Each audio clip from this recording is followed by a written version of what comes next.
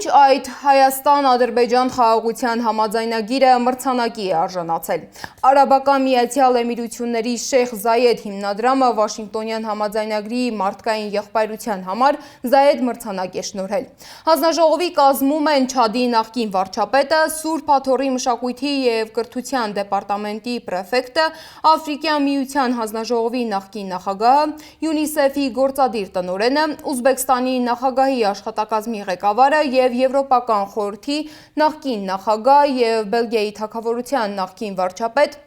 Շարլ Միշելը, որի գործուն մասնակցությամբ Փաշինյանը Պրահայում Արցախը ճանաչել է Ադրբեջանի մարզ։ Մրցանակի դափնեկիրները ստանում են 1 միլիոն ԱՄՆ դոլար։ Նախորդ տարիներին մրցանակին արժանացել են ՄԱԿ-ի գլխավոր քարտուղար Անտոնիո Գուտերեշը և Հռոմի Ֆրանցիսկոս Պապը։ Մրցանակը ստանալու համար փետրվարի 4-ին Փաշինյանը կմեկնի Աբու Դաբի։